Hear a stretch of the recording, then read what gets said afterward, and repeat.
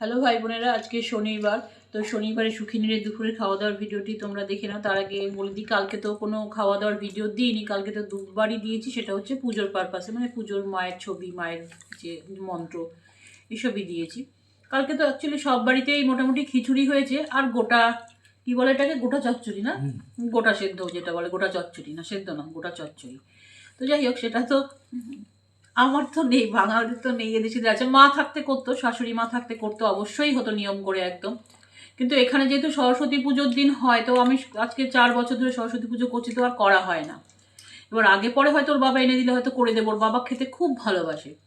তো কালকে আমরা করেছি খিচুড়ি আর আলু ভাজা, বেগুন ভাজা। আর কালকে 2 প্রতিবেশী দিয়েছে গোটা চচ্চড়ি।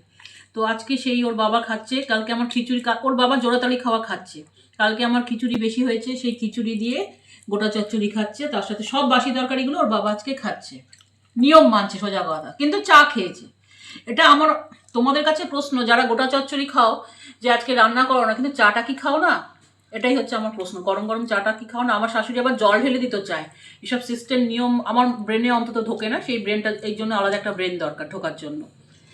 আর আমাদের হয়েছে, আমার আর ছেলের, গরম গরম বাঙালির খাবার, এই যে পরোটা আর পনিরের তরকারি। ঠিক আছে ভাই বোনেরা। হ্যাঁ, আরেকটা কথা, জয় শ্রীরাম, এটা তো বলতেই হবে আমাকে প্রতি ভিডিওতে, উপায় নেই।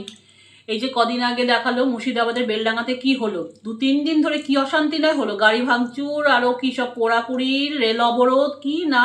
একজন সংখ্যালঘুকে মেরেছে, যেহেতু সে বাংলা কথা বলেছে।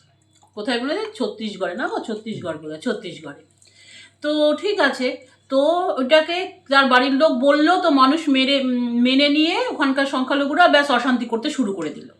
ঠিক আছে, তো সংখ্যালঘুদের সেন্টিমেন্ট আছে, হিন্দুদের কোনো সেন্টিমেন্ট হতে হয়। এখন কি দেখা যাচ্ছে, ওই ছেলেটি, ওই পরিযায়ী শ্রমিক ছেলেটি, কি আলাউদ্দিন কি সামথিং নাম, তো সে ফাঁসি দিয়েছে নিজে নিজেই, পরিবারের অশান্তির জন্য সুইসাইড করেছে। সে সুইসাইড করেছে, ইয়েতে বেরিয়েছে, রিপোর্টে বেরিয়েছে। ঠিক আছে, তাহলে মাঝখান দিয়ে 3 দিন ধরে অশান্তি হলো, ওদের সেন্টিমেন্ট কত কি হয়ে গেল। অ্যাকচুয়ালি কি বলতো, হিন্দুদের জন্য কারোর কষ্ট নেই, হিন্দুদের কোনো সেন্টিমেন্ট থাকতে নেই, হিন্দুদের কিচ্ছু থাকতে নেই, হিন্দুদের একমাত্র জয় শ্রীরাম ছাড়া আর কিচ্ছু নেই। এটাই হলো সিম্পল কথা। তো যাই হোক ভাই বোনেরা, এখন শোনা যাচ্ছে ছেলেটি সুইসাইড করেছে। তো যাই হোক ভাই বোনেরা, আজকের মতন ভিডিওটা এইটুকু। তো ভালো লাগলে অবশ্যই লাইক চিহ্ন দেবে, সাবস্ক্রাইব করে পাশে থাকবে। জয় শ্রীরাম ছাড়া আমাদের হিন্দুদের কোনো গতি নেই, কিচ্ছু না। তাহলে কিন্তু বাড়িঘরটা চিন্তা করো, ছেলের সন্তানের ভবিষ্যৎ চিন্তা করে, জয় শ্রীরাম ছাড়া আমাদের কোনো গতি নেই। ভালো লাগলে লাইক চিহ্ন দিয়ে সাবস্ক্রাইব করে পাশে থাকবে।